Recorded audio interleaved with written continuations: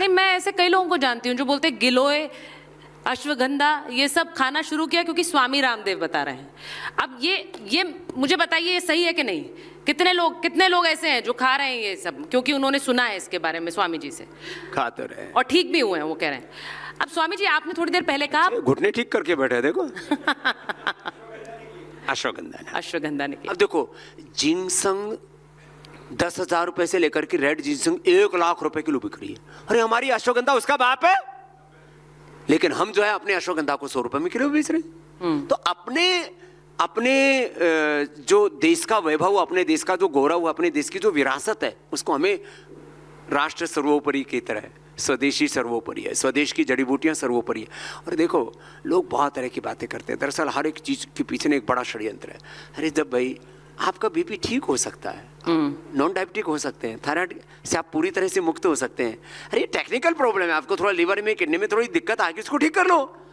आप क्यों drug mafia और मेडिकल माफिया के चक्कर में पड़े हुए हो? अब फिर क्या मेरे सब मुंह से ऐसे शब्द निकल जाते हैं? नहीं, बोल दीजिए आप।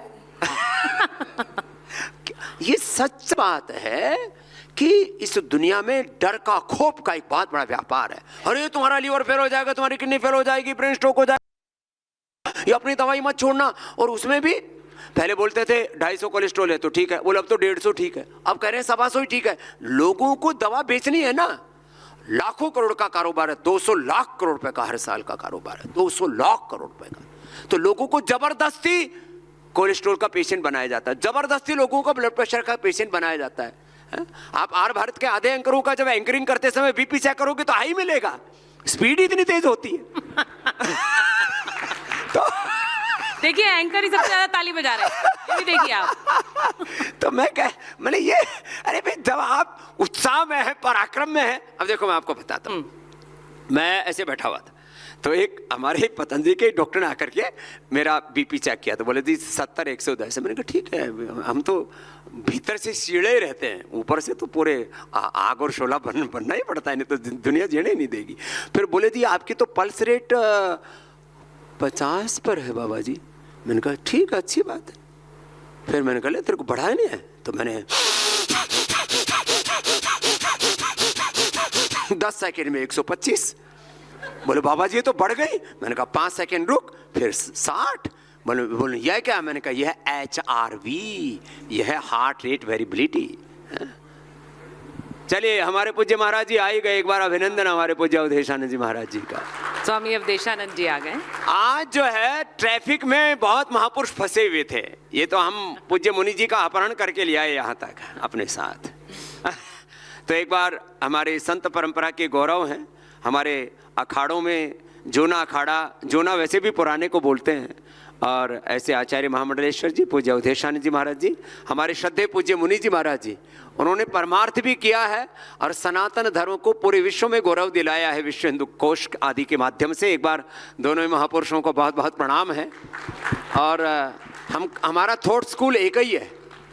इनके पिताजी वही आर्य समाज की परंपरा से निकले हुए दोनों के, और उन्होंने महर्षि दयानंद के नाम से यज्ञशाला भी बना रखी है। पूज्य मुनि जी, हम लोग आर्य समाज, सनातन धर्म, ये हमारी गुरु परंपराएं हैं, और हम सब एक विचार के साथ निकले हैं कि हमें राष्ट्र प्रथम है।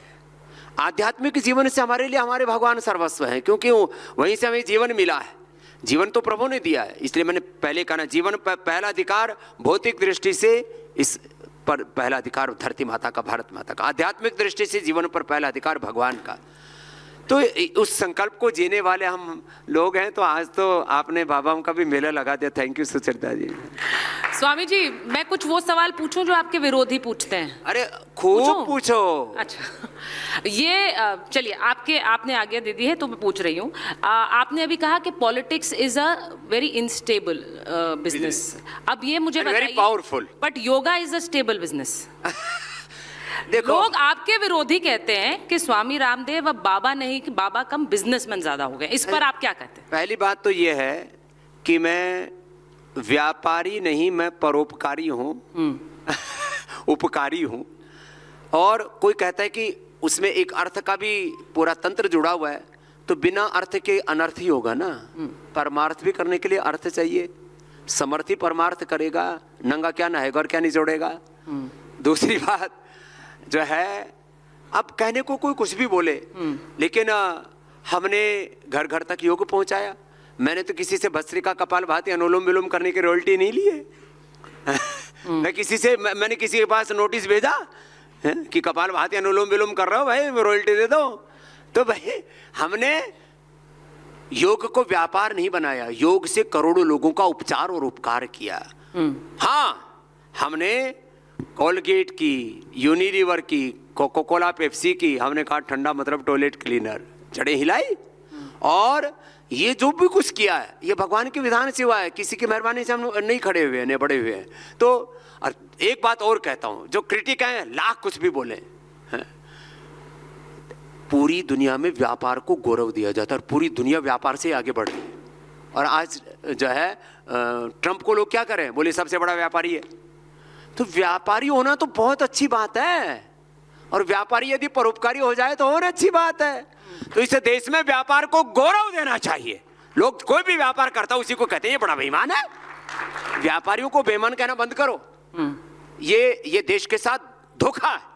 इस देश में व्यापार को भी गौरव होना चाहिए, सेवा को भी गौरव होना चाहिए, परोपकार को भी गौरव होना चाहिए, शिक्षा चिकित्सा को भी गौरव होना चाहिए, मजदूरी को भी गौरव देना चाहिए। अरे बोले तो मजदूर है, तो हर काम को गौरव होना चाहिए। मैं खाली व्यापार की बात नहीं कर रहा हूं, कोई कृषि कर रहा है, कोई उद्योग चला रहा है, कोई झाड़ू लगा रहा है, कोई मेला साफ कर रहा है, हर एक को गौरव होना चाहिए। जितना गौरव इस देश के राष्ट्रपति और प्रधानमंत्री को है, उतना ही गौरव इस देश के मेला उठाने वाले को भी होना चाहिए। ये लोकतंत्र है। बिल्कुल सही। बाकी पूछने तो प्रश्न पूछने में क्या है, हम तो ऐसे ही थोड़ा उत्तर दे दिया था। नहीं स्वामी जी, ये कहते हैं लोग, आपके विरोधी कहते हैं स्वामी रामदेव वो स्वामी हैं जो राजनीति में कुछ ज्यादा ही रुचि रखते हैं, राजनीतिक बयानबाजी बहुत करते हैं। मैंने क्या राजनीतिक बयानबाजी की? 10 साल से तो मैंने मौन धारण किया हुआ है। फिर लोग कहते बाबा बोलता नहीं, और जब बोलता है तो बोले बाबा बोलता क्यों है? एक आदमी के पास कोई गया, नमस्ते दूर से कर रहे, बोले घर से भेज देता, थोड़ा आगे आके बोले सिर पे चढ़ेगा के। तो आप लोग ये सीमा निर्धारित कर दो, हम तो उतना ही बोल देंगे। कोई अब हमसे कोई पॉलिटिकल ओपिनियन पूछता है तो हम बोलते हैं। अब हम दिमाग से ठप्प तो है नहीं। चलिए अच्छा वो बता दिया कि मैं पॉलिटिकल क्वेश्चंस पूछ सकती हूँ। आप अरे सारे पूछ लो। आप हमसे प्रीति करती हो हमारे लिए। देखो, आप एक श्रेष्ठ पत्रकार भी हो, लेकिन उससे पहले आप एक बहुत ही प्रतिभावान इस देश की मातृशक्ति की प्रतिनिधि हो। आप कोई भी बेधड़क पूछो।